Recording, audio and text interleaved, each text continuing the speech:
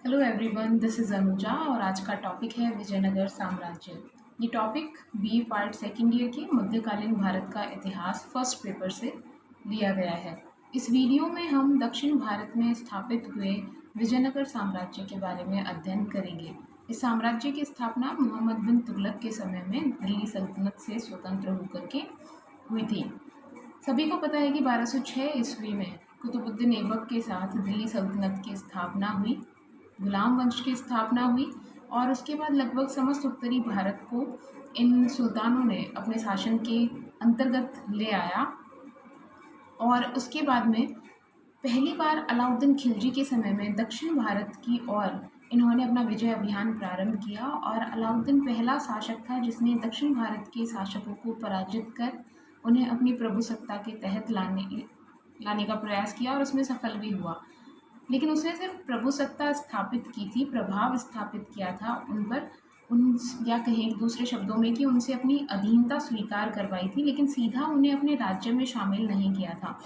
मोहम्मद बिन तुगलक के समय में दक्षिण भारत के जो विजित क्षेत्र थे उनको पहली बार सल्तनत के क्षेत्र में सीधा शामिल कर लिया गया, यानी दिल्ली के अधीन उनको सीधा ले आया गया।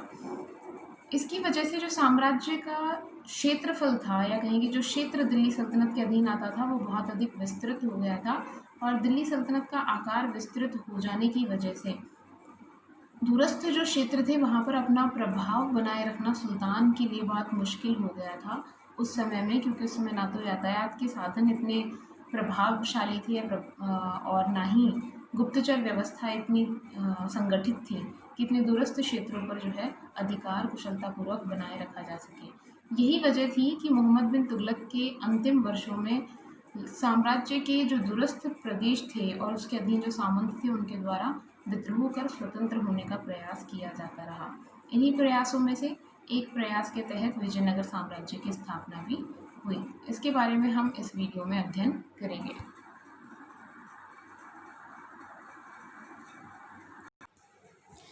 विजयनगर साम्राज्य की स्थापना के बारे में विभिन्न मत हैं, लेकिन इतना तय है कि इसकी स्थापना हरिहर और बुक्का नामक दो भाइयों ने 1336 ईस्वी में की थी। हरिहर और बुक्का के जो पिता थे उनका नाम संगम था और इन्हीं के नाम पर इन्होंने विजयनगर में जो पहला राजवंश स्थापित हुआ उसका नाम संगम वंश रखा। ऐसा कहा जाता है एक मत के अनुसार कि ये दोनों भाई जो हैं होयसल राजा था वीर बल्लाल तृतीय उसकी सेवा में थे और कुछ का मानना है कि ये वारंगल का जो काकतीय शासक था उसकी सेवा में थे। लेकिन जब मोहम्मद बिन तुगलक ने दक्षिण में आक्रमण किया तो उस समय ये दक्षिण में काम्पिली एक क्षेत्र है, काम्पिली के हिंदू राज्य में मंत्री हुआ करते थे और इन्हें बंदी बना लिया गया था और इन्हें इस्लाम धर्म में परिवर्तित करवा करके और दिल्ली ले जाया गया था। इसके बाद इन्हें कुछ विद्रोह दबाने के लिए दक्षिण की ओर भेजा गया।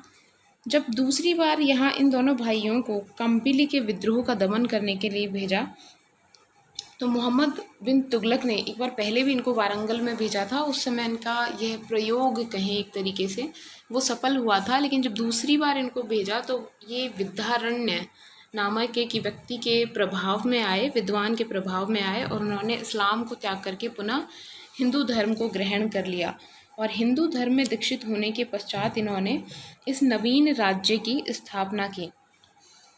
तुंगभद्रा नदी के तट पर हस्तिनावती और हम्पी नामक ये क्षेत्र था जिसमें इन्होंने विद्यानगर के नाम से एक नवीन नगर की स्थापना की जो आगे चल कर के विजयनगर कहलाया और ये विद्यानगर इन्होंने अपने गुरु विद्यारण्य के नाम पर इस नगर का नाम रखा था।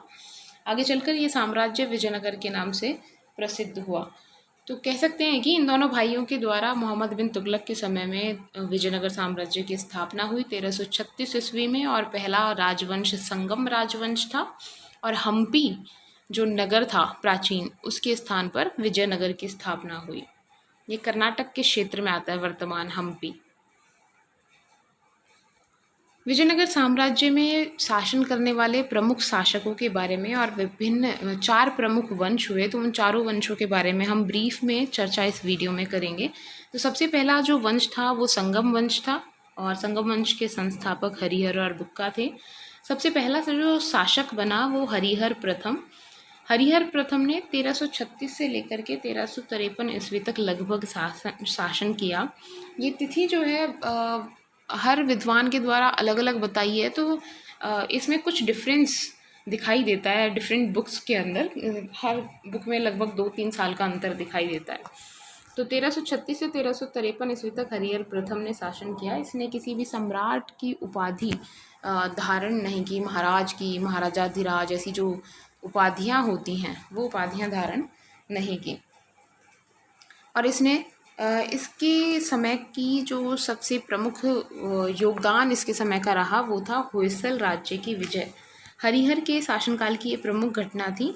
चूँकि 1342 ईस्वी के लगभग वीर बल्लाल तृतीय जो प्रमुख शासक था होयसल का, वहाँ उसकी मृत्यु हो गई और उसकी मृत्यु के पश्चात ये होयसल वंश जो था अत्यंत दुर्बल हो गया। और इसी का फ़ायदा उठाते हुए 1346 ईस्वी में हरिहर ने होयसल को जीता और विजयनगर में मिला लिया। इसे विजयनगर का जो आकार था उसमें बहुत अधिक वृद्धि हुई।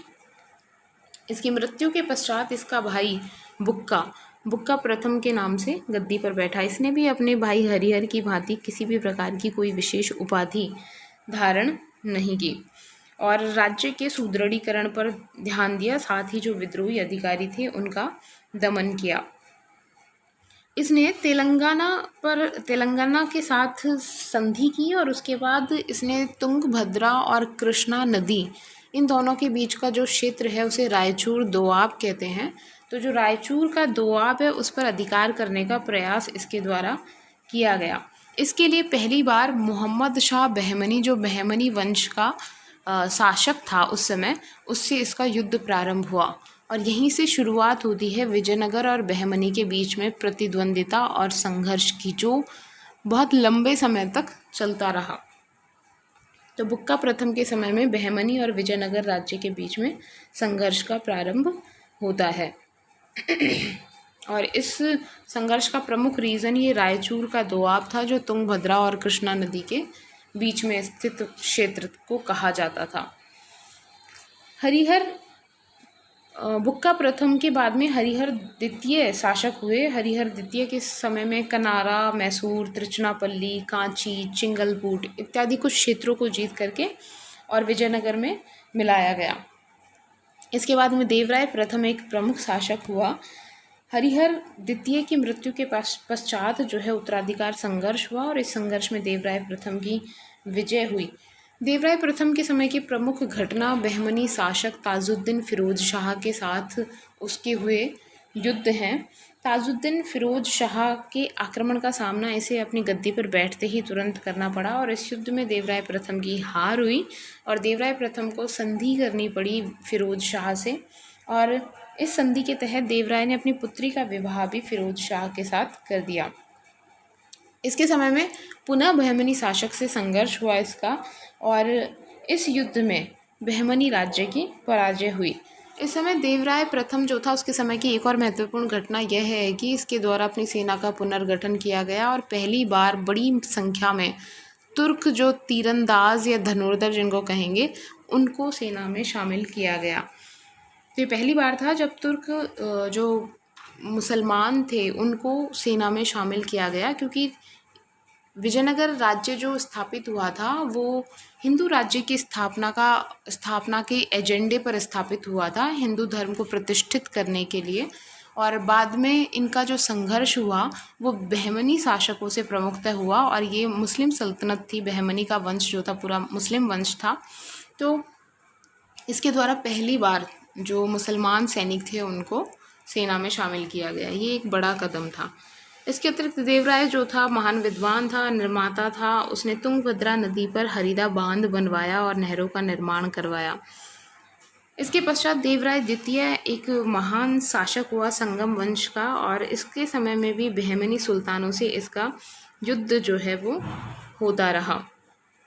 इसके द्वारा बहमनी शासक फिरोज शाह को पराजित किया गया और इसी के समय में इटली का प्रसिद्ध यात्री निकोलो कॉन्टी और ईरान का अब्दुल रज़ाक विजयनगर की यात्रा पर आए और उन्होंने विजयनगर राज्य का विवरण अपने यात्रा वृत्तांत में प्रस्तुत किया है। इसके द्वारा उड़ीसा और बेलमा जो राज्य थे उनको जीत करके विजयनगर राज्य में शामिल किया गया। तो इससे विजयनगर का क्षेत्र जो था वो और अधिक विस्तृत हुआ। इसके बाद जो शासक हुए जिनमें मल्लिका अर्जुन हैं, विरूपाक्ष हैं, ये बहुत कमज़ोर शासक हुए और इनके समय में सामंतों के विद्रोह होना शुरू हो गए। और इसी तरीके से एक सामंत था चंद्रगिरी का जागीरदार कह सकते हैं उसको, विजयनगर का सामंत था नरसिंह सलूब। नरसिंह सलूब जो था उसने अंतिम संगम वंश के शासक विरूपाक्ष को पराजित किया और सालू वंश की नींव डाली। 1485 ईस्वी की ये घटना है। 1485 ईस्वी से सालू वंश की शुरुआत होती है।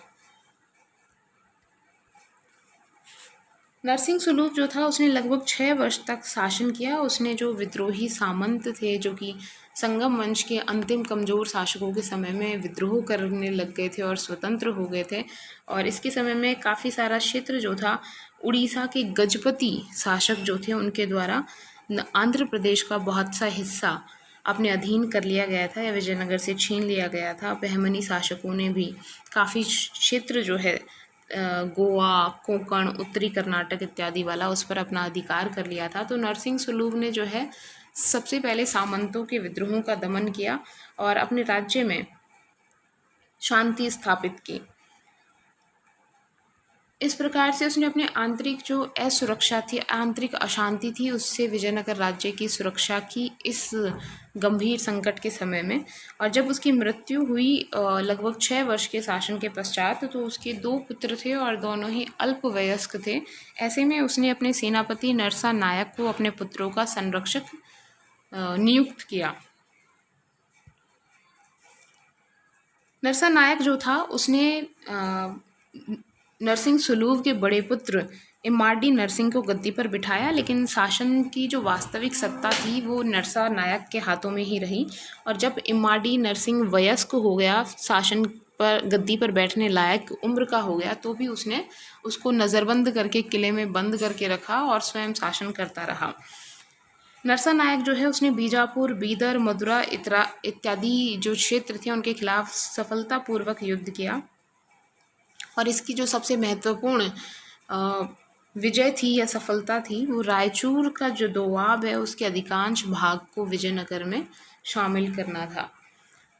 जब इसकी मृत्यु हुई नरसा नायक की, तो उसकी मृत्यु के पश्चात उसका पुत्र वीर नरसिंह उसके हाथों में विजयनगर की सत्ता आई। हालांकि नाम के लिए अभी भी इमाडी नरसिंह जो है वो शासक बना हुआ था। 2 वर्षों तक उसके अधीन शासन करने के पश्चात इसने जो है नरसिंह ने इमाडी नरसिंह की हत्या कर दी और अपने नवीन वंश तुलु वंश की स्थापना की। तुलु वंश का काल जो है 1505 से 1565 ईस्वी तक माना जाता है और इसमें ही विजयनगर का सबसे प्रमुख और शक्तिशाली सम्राट जिसे माना जाता है, प्रसिद्ध सम्राट जिसे माना जाता है, कृष्णदेव इसी वंश से संबंधित था। वीर नरसिंह तुलु वंश का संस्थापक था। उसने 1505 से लेकर के 1509 ईस्वी तक शासन किया। उसने सामंतों के विद्रोह का दमन करके विजयनगर में शांति स्थापित करने में सफलता प्राप्त की। साथ ही उसके समय की प्रमुख जो योगदान है उसके समय का, वो पुर्तगालियों से उसके अच्छे संबंधों की स्थापना करने का प्रयास था। और इसी के तहत उसने पुर्तगालियों का जो गवर्नर था अल्मीडिया, उससे घोड़े खरीदने का समझौता किया। इससे पहले पुर्तगालियों के अतिरिक्त अरब व्यापारी जो थे उनका घोड़ों के व्यापार पर पूरा एकाधिकार था, लेकिन अब पुर्तगालियों से समझौता करके उन्होंने अरबों के इस एकाधिकार को ख़त्म कर दिया। कृष्णदेव राय जो है नरसिंह की मृत्यु के पश्चात 1509 ईस्वी में गद्दी पर बैठा। इसने 1509 से 1530 ईस्वी तक शासन किया। इसके समय में बहमनी जो सल्तनत थी, बहमनी साम्राज्य था, वो 5 स्वतंत्र मुस्लिम राज्यों बीजापुर, बरार, बीदर, अहमदनगर और गोलकुंडा, इन 5 मुस्लिम राज्यों में विभाजित हो गया।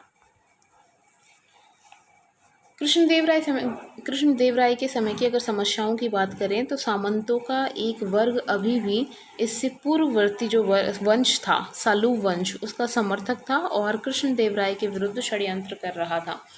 दूसरा, उड़ीसा का जो गजपति नरेश था उसने अभी भी विजयनगर साम्राज्य के आंध्र प्रदेश वाला जो क्षेत्र है यानी विजयनगर का पूर्वी क्षेत्र, उस पर अपना अधिकार बनाया हुआ था। साथ ही बहमनी जो राज्य 5 राज्य हुए, उनमें बीजापुर की साम्राज्यवादी महत्वाकांक्षाओं का शिकार भी विजयनगर बना। कृष्णदेव राय ने पुर्तगालियों से अच्छे संबंध स्थापित किए। इसने उन्हें भटकल में दुर्ग बनाने की भी अनुमति प्रदान की। पुर्तगाली विजयनगर साम्राज्य को घोड़ों की पूर्ति करते थे, जिससे ये लोग बहमनी जो साम्राज्य था उसके खिलाफ लड़ पाए। और इसने जो है कृष्णदेव राय ने पुर्तगालियों से राजनीतिक संबंध बनाने के पक्ष में इसने अपनी राय को नहीं रखा। इसने उनसे एक मैत्रीपूर्ण संबंध बनाए रखा, लेकिन परमानेंट राजनीतिक संबंध बनाने के पक्ष में ये नहीं था।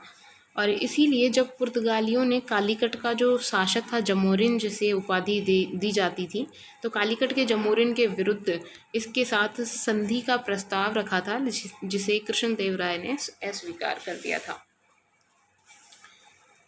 कृष्णदेव राय ने बहमनी के राज्य से युद्ध किया और सुल्तान महमूद शाह को पराजित किया। इसके बाद जो दूसरा बहमनी सेनाओं से इसका युद्ध हुआ, उसमें बीजापुर का सुल्तान आदिल शाह मारा गया। इस अव्यवस्था का फ़ायदा उठा करके कृष्णदेव राय ने स्वयं बीजापुर पर आक्रमण कर दिया और रायचूर दोआब जो है उस पर पूरी तरीके से विजयनगर का अधिकार कर लिया। इसने सुल्तान महमूद शाह को बंदी गृह से मुक्त कराया और सिंहासन पर बिठाया और साथ ही यवन राज स्थापनाचार्य की उपाधि धारण की। इसके पश्चात इसने श्रीरंगपट्टम और शिवासमुद्रम कर्नाटक में क्षेत्र हैं, इन दुर्गों पर अधिकार कर लिया। और फिर उड़ीसा का जो गजपति नरेश है उस पर आक्रमण करके विजयनगर के पूर्वी क्षेत्रों को अपने अधिकार में पुनः किया और उड़ीसा के गजपति नरेश को संधि करनी पड़ी और उसने अपनी पुत्री का विवाह कृष्णदेव राय से कर दिया। इसके बाद कृष्णदेव राय ने गोलकुंडा का जो शासक है कुतुब शाह, उसको पराजित किया और साथ ही बीजापुर की सेनाओं को पुनः पराजित किया। बीजापुर की राजधानी पर कब्जा कर लिया और गुलबर्गा के किले को ध्वस्त कर दिया। इस तरीके से हम देखते हैं कि कृष्णदेव राय जो था अपने समय में किसी भी युद्ध में पराजित नहीं हुआ। उसके द्वारा जितने भी युद्ध लड़े गए सब में उसे विजय प्राप्त हुई। वो न केवल एक सेना नायक था, कुशल विजेता था, बल्कि कुशल प्रशासक भी था, स्वयं युद्धों का संचालन करता था, साथ ही महान निर्माता और विद्या प्रेमी भी था।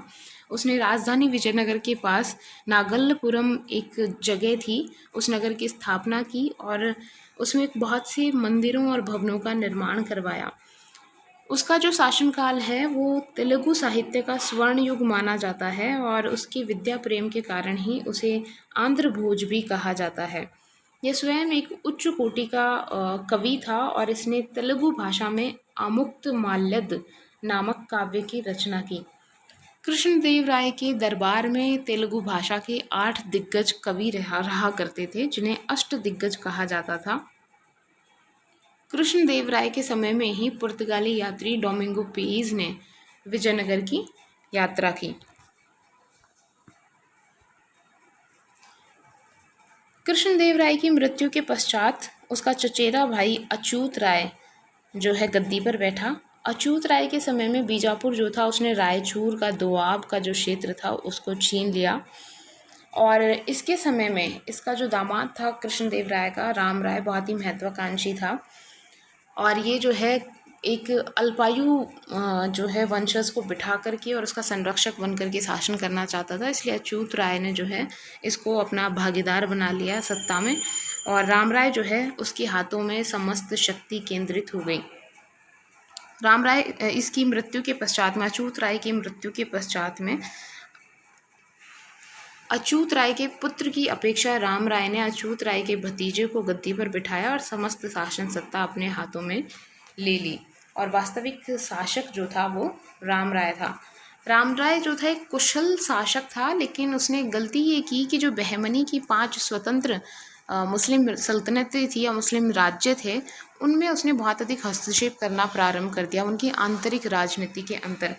इसने क्या किया, जैसे 2 मुस्लिम राज्यों के साथ अपना गुट बना लिया और तीसरे मुस्लिम राज्य पर आक्रमण कर दिया, फिर दूसरे 2 अन्य के साथ गुट बना लिया और किसी तीसरे पर आक्रमण कर दिया। इसने 1543 में गोलकुंडा रामराय ने गोलकुंडा और अहमदनगर से मित्रता करी और बीजापुर के खिलाफ युद्ध कर दिया, जिसमें बीजापुर को पराजित होना पड़ा और रायचूर दोआब जो है पुनः विजयनगर के हाथ में आ गया। इसके पश्चात कुछ वर्षों के पश्चात 1547 में उसने बीजापुर और गोलकुंडा के साथ मिलकर के अहमदनगर पर आक्रमण किया और अहमदनगर को भी बुरी तरीके से लूटा गया। जब ऐसी स्थिति देखी तो जो मुस्लिम राज्य थे वो आपस में मिल गए और उन्होंने विजयनगर के खिलाफ अपना एक गुट बना लिया और 4 मुस्लिम राज्य बीजापुर, गोलकुंडा, अहमदनगर और बीदर, इनकी सेनाओं ने संयुक्त रूप से विजयनगर पर आक्रमण किया और 23 जनवरी 1565 को तालीकोटा का युद्ध हुआ, जिसे राक्षस तांगड़ी का युद्ध भी कहते हैं। तो ये 23 जनवरी 1565 को जो तालीकोटा के मैदान में युद्ध हुआ, इसमें रामराय की पराजय हुई, उसे बंदी बना लिया गया और कहा जाता है कि अहमदनगर का जो सुल्तान था निज़ाम शाह, हुसैन निज़ाम शाह, उसने स्वयं अपने हाथों से उसका शीश धड़ से अलग कर दिया, यानी उसकी हत्या कर दी। विजयनगर को बहुत लूटा गया इस समय और लगभग विजयनगर का जो है बहुत कत्लेआम वहाँ पर किया गया, तो विजयनगर पूरी तरीके से लगभग नष्ट हो गया इस समय। विजयनगर का जब सर्वनाश हो गया इस तालीकोटा के युद्ध में, तो रामराय का जो भाई था तिरुमाल, उसने विनुगोंडा को अपनी राजधानी बनाया और वहाँ अराविडु वंश की स्थापना की। इस वंश का जो क्षेत्र था, अधिकार था, वो बहुत कम क्षेत्र पर रहा और इसके समय में बहुत से जो राज्य क्षेत्र थे वो विजयनगर से स्वतंत्र हो गए, जिनमें से मैसूर भी एक था, जिसमें आगे चल कर के हैदर अली एक प्रमुख शासक हुआ। तो इस तरीके से विजयनगर साम्राज्य से जो है विभिन्न राज्य स्वतंत्र होते गए और विजयनगर साम्राज्य जो है लगभग समाप्ति की कगार पर पहुंच गया और इसी प्रकार अराविडु वंश का जो अंतिम शासक था वो रंग तृतीय था। विजयनगर की प्रशासन और उस समय उनकी शासन व्यवस्था के बारे में, साथ ही विजयनगर साम्राज्य के पतन के क्या कारण थे, इन सब के बारे में चर्चा और साथ ही उनके समय में हुए कला के क्षेत्र में विकास और उनके योगदान पर चर्चा नेक्स्ट वीडियो में हम लोग करेंगे।